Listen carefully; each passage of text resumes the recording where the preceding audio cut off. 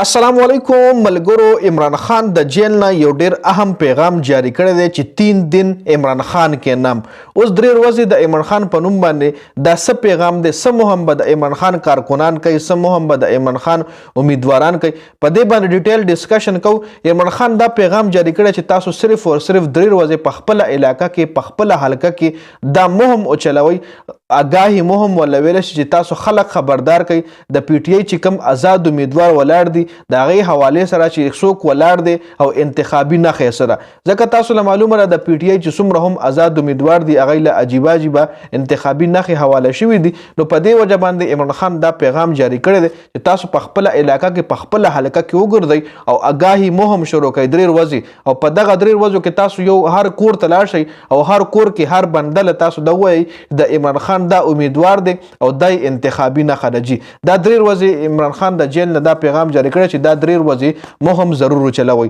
بل سایفر کیس کې تفصیلي فیصله په 77 صفحات باندې مشتمل جاری شوه. جی دغه فیصله د عمران خان وکیلانو ته ملو شوه.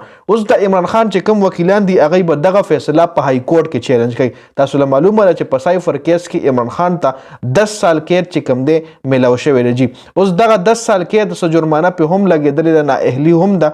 دغه فیصله به د عمران خان وکیلان په های کورټ کې چیلنج کوي. تر اوسه پورې ریټن فارم کې دغه فیصله نه و ملو شوې.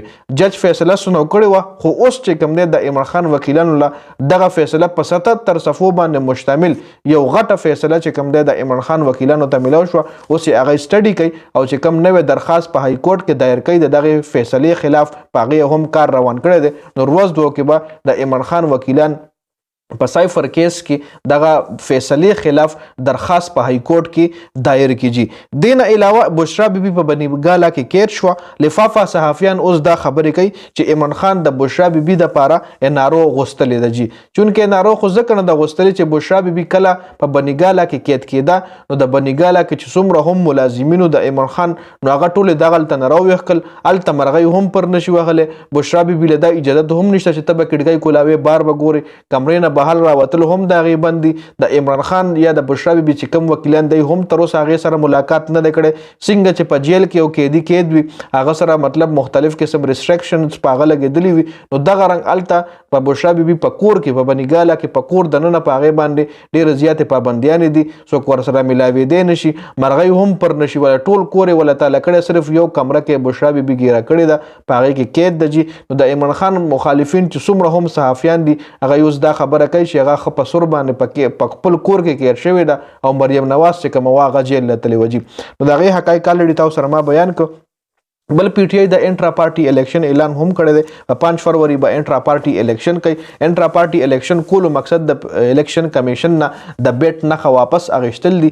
د بیټ نښه چې پی ټی آی ته واپس ملو شي نو د پی ټی آی چې څومره هم آزاد امیدوار په الیکشن کې ولاړ دی، جي نو که الیکشن نه مخکې د بیټ نښه پی ټی آی ته ملو شوه نو دغه ټول آزاد امیدوار به پی ټی آی ځان سره کړي، یا الیکشن نه پس هم دغه ټول د پی ټی آی امیدواران مطلب بلې پارټۍ ته بیا نشي تللی. جي بل چې کوم د سپریم کورټ یو 4 رکني بینچ جوړ کړی چې 9 مۍ واقعیات چې کوم دی د هغې انویسټیګیشن دی وکړلی شي. 9 مۍ واقعیات انویسټیګیشن هم روان دی. نو که چېرې د پی ټی آی خلاف یو طرف ته خو پی ټی آی ته د بیټ نښه ملو شي، خو که چېرې دغه بینچ چې کوم جوړ شوی 4 رکني بینچ دی دا فیصله وکړه چې دغه 9 مۍ واقعیات کې پی ټی آی انوالو ده، نو بیا پی ټی آی باندې غټه پابندي هم لګېدی شي. یو طرف ته کوله د بیټ نښه ملو شي نو بل طرف ته پې دغه پابندۍ خطره هم شته. جي نو په دې ویډیو کې دا اپډیټس د ویډیو کتلو زیاته مننه. جي والسلام.